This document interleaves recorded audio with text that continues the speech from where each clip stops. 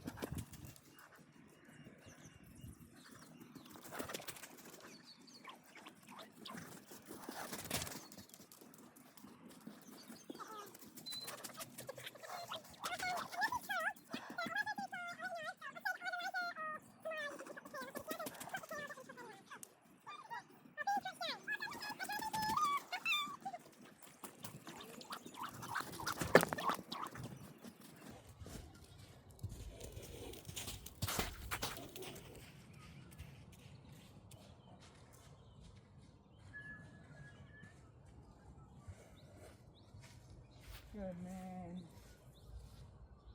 Good man. Good boy.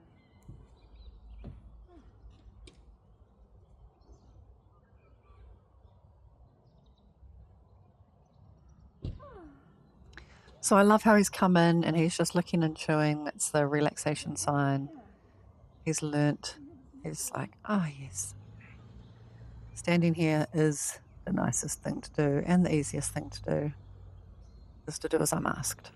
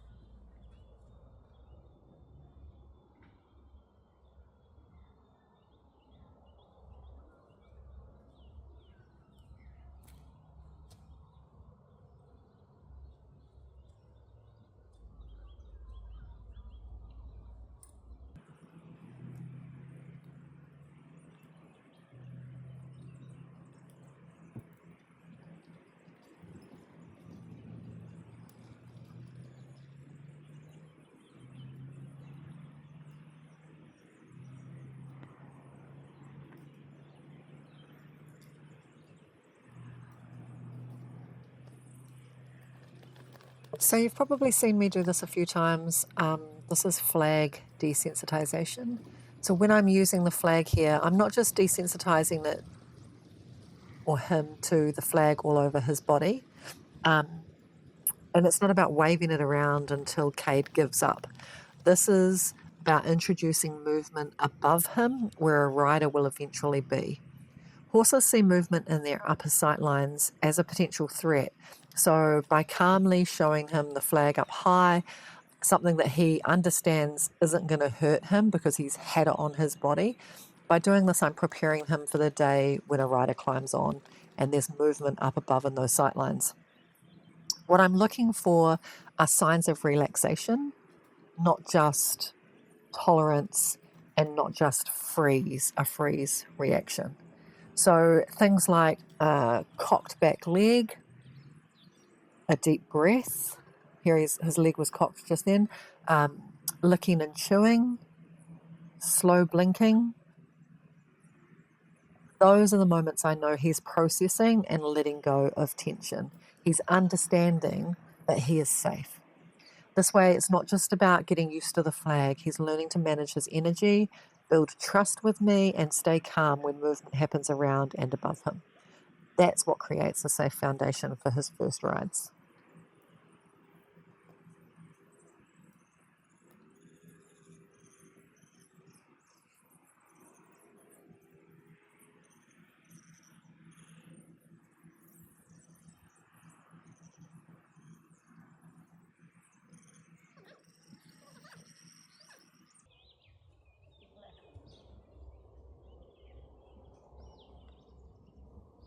So now I am introducing a saddle blanket using approach and retreat. So all that means is I bring it in, usually I let him take a sniff of it and I take it away. I'm giving Cade time to process that this is not harmful. Each retreat removes pressure and shows him there's nothing to fear. This way he learns to trust new objects and stays calm for first experiences. He's had this method used for everything, for the halter, for the lead rope, and now for the saddle pad.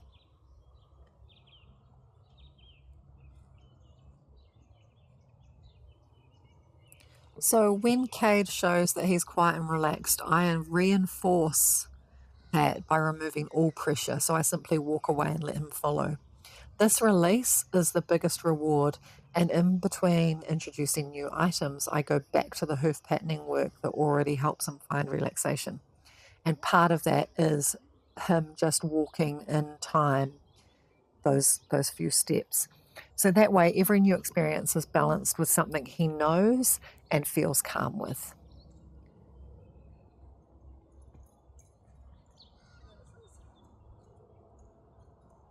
So again, you can see me now approaching and retreating, letting him just, and he's licking and chewing, look at that. Letting him sniff the saddle, approach and retreat. He's like, oh yeah, I sniffed that. It smells like other horses. Then I've sort of rubbed it on his shoulder and he hasn't been bothered, so I've gone to put it on his back. He's still sniffing the other saddle blanket.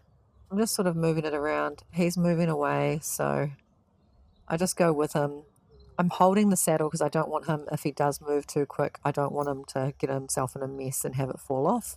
But again, approach and retreat, take it off, put it on. Take it off, put it on. Let him sniff it. Look, the girth's fallen down. I'm being really loud here. You might not be able to hear it, but you know, the jingling of the girth, all of the bits. I'm not trying to be quiet. I'm very much like chucking it up there. There we go.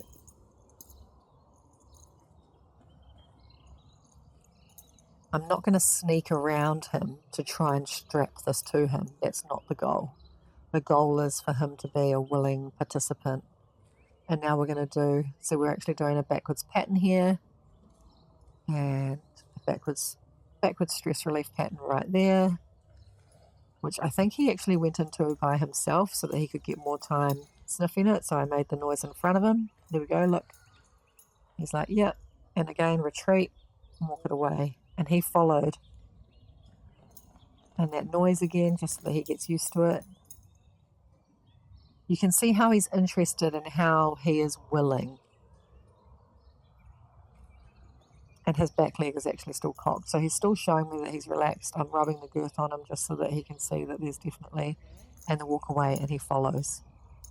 So he's telling me all of these signs. He's telling me that he's ready, he's willing. He does have a preferential side, which is the other side.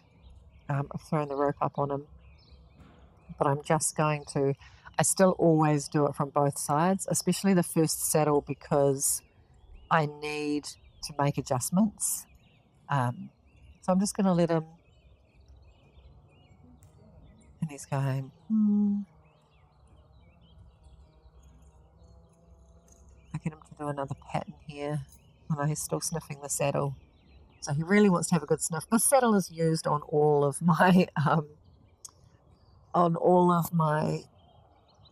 Colts and first saddles, just because it's the kind of saddle that fits a lot of horses, and also if a horse drops down and rolls on it, then it's not going to bother me none. It's not about fit here. We're not doing a saddle fitting. We are just trying to get a horse, and we want it to be comfortable. We don't want it to be the most uncomfortable experience, but there's going to be no weight in it, so it's not really going to be a problem. And lots of following. There we go. And we'll start again with what he knows. There we go.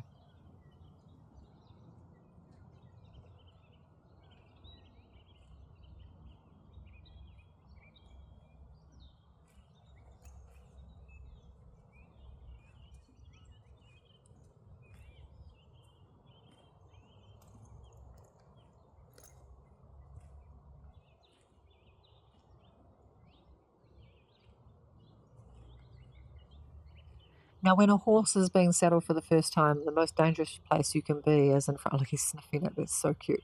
But the most dangerous place you can be is really in front of them, in case they do decide to bolt off and move forward. Licking and chewing, that's what we were waiting for. And now I can be like, okay, you can sniff it on that side. He's also just cocked his back leg. Give him a pat for being a good boy. I am flapping it around, like I'm not making it I'm not making it or doing this quietly. I'm not sneaking about him. Cocked back leg again, nice and relaxed. And now I can make some adjustments and sort of get ready for actually putting the girth on.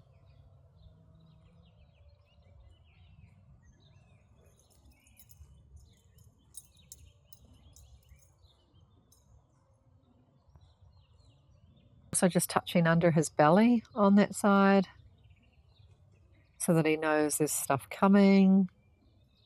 Rubbed him under the belly again. And again, pressure and release. I'm not just going to crank this. I'm just not going to crank this girth up.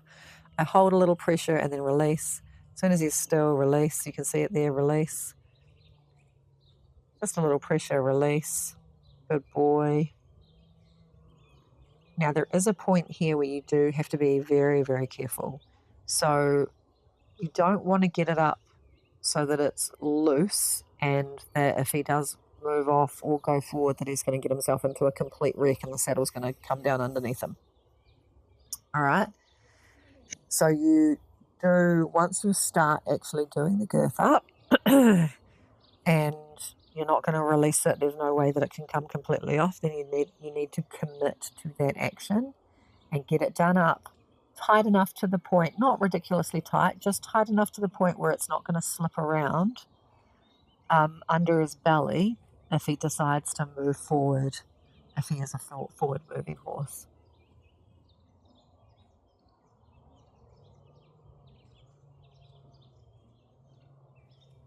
I can't remember if I said it earlier or if I was writing about it somewhere, but basically, if I've done my job correctly, then he won't have that much reaction to a saddle going on. We're not looking for him to go and buck and bronk all over the place.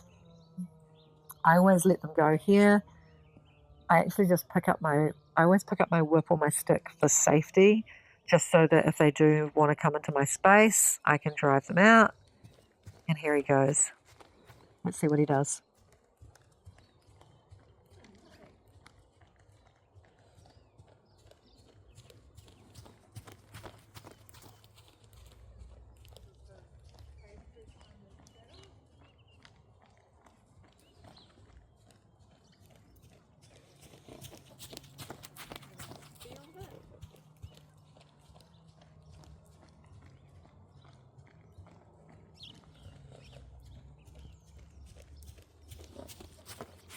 So even though he's uncomfortable, there we go, I've asked him to listen to me. Is his attention still on me? It is. He is dealing with the new uncomfortableness. He's never been saddled, and he hasn't bucked off, bronked off, any of the above. He's just, and his attention is still on me. What would you like me to do? What conversation would you like me to have? I love this. He's a very smart boy. Now, usually when you speed them up, that's always the tell as well. Send them to the outside. He's listening absolutely beautifully. But a lot of the time, I just sort of move them around the round pen just to get them comfortable with that saddle flopping around. I'm going to ask for a canter here.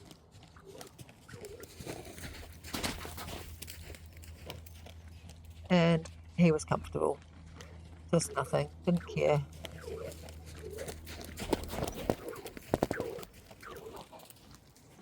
No bucking, no bronking. It's a happy boy and still listening. Here we go. Turning in, change. Oh, no. Turning in, change of direction. There we go.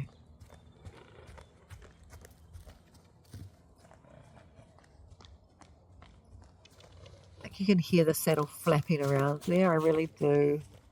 I leave the, sometimes, I mean, not for the first saddle, but I'll put the stirrups down and let them really flop around. I want them to be really desensitized to stuff just on them, flopping around.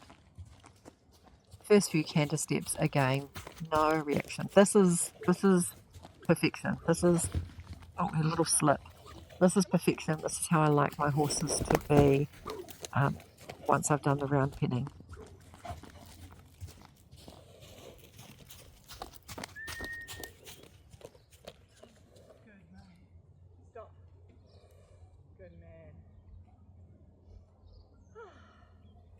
At this downtime, you can see him licking and chewing. He's going, oh, is that all I had to do? Oh, okay, cool. I can do that. And now, because I've been so good, I can just stand and relax and there's no pressure. So I go back, again, approach and retreat. I approach and retreat my horses all the time. He knows that he's not allowed in my circle. I love that. Like, he is such a respectful little horse.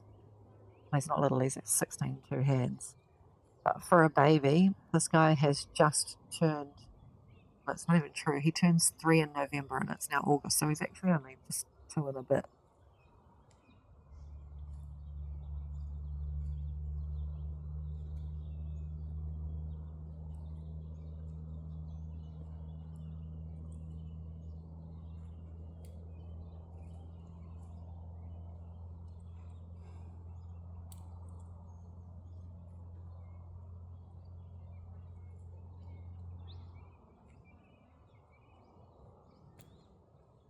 So it's really important. You introduce new things and raise the energy. You want to do things that they're then familiar with. So here I am desensitizing him to the rope. He has been desensitized to the rope numerous times and he knows what to do, but now he also has this added pressure of having this thing around him and tied to him. So I just want to go back to something that he knows where he's like, oh, okay, I do know what to do here. I can find relaxation. And that's what he's starting to find now.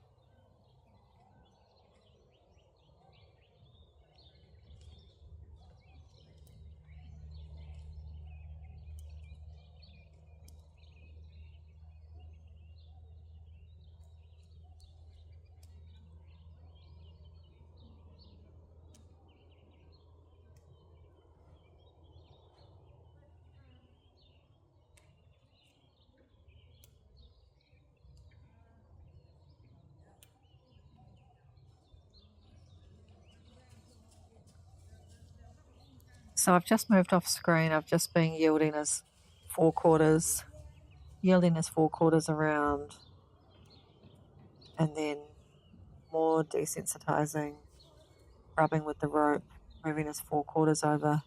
Actually, I think I might even be doing a front I don't know I am desensitizing with the rope. I thought I might have been doing a forward relaxation pattern, but I wasn't. I was just moving him around so that we could desensitize with the rope, but we will move back into the screenshot shortly.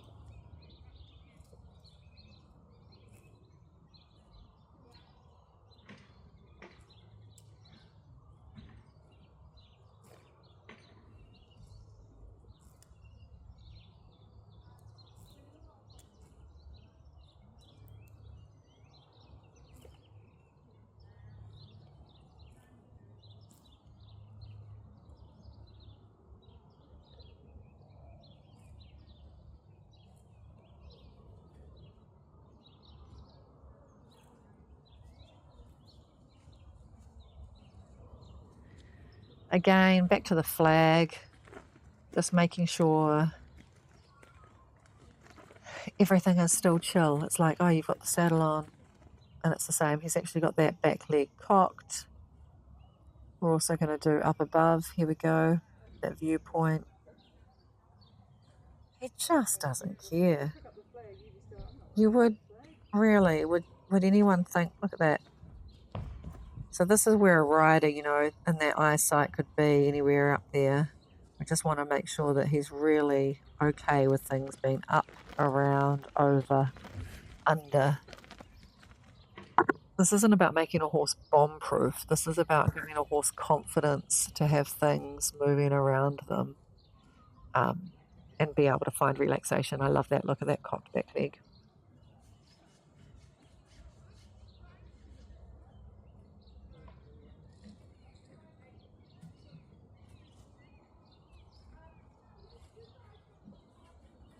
And this is a great example of a release of pressure. Look, I add pressure there, and he cocks his back leg, and I take the pressure away. That is him finding relaxation under pressure. And we reward it, and I rewarded it even more by just moving away and walking away. And then we start something different for a rope. He went to find relaxation. He was like, oh no, do you want me to move back? He'll find it here in a second.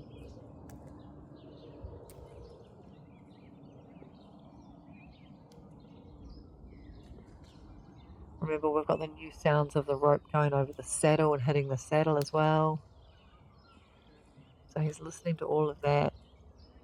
And he stood still and just hasn't been fully relaxed, but he has stood still for a wee while. So again, just allowing that, rubbing him.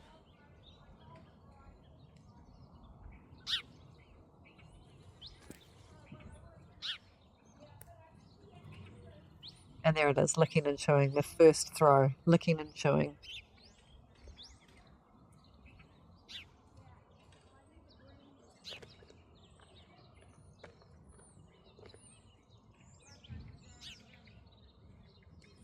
So now I'm just putting the stirrups down. Again, another desensitizing. There's things hitting you, flapping around you. You need to be able to move and not be sensitive to those stirrups flapping around. If you ever lost a stirrup and had a horse go mental because there's a little loose thing around it, then yeah. He's going, what do you want me to do, Mum? That's me, my body language. This is one of the best things about actually videoing yourself, which is I get to see my mistakes. I get to see where I can improve. And I think it makes you a better horse trainer, especially when you get to see how the horse reacts and you go, oh my gosh.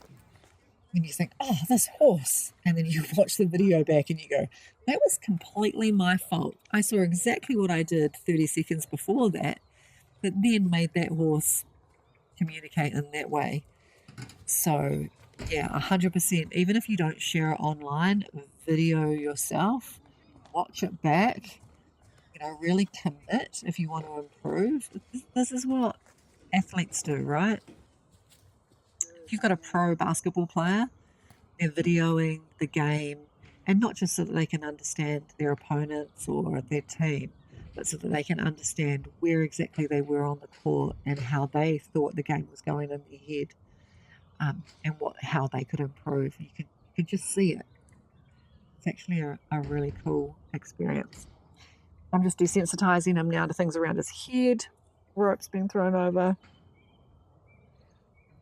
It all seems very repetitive once you've, like, we're into, I think this is the fourth lesson now, fourth round penning lesson.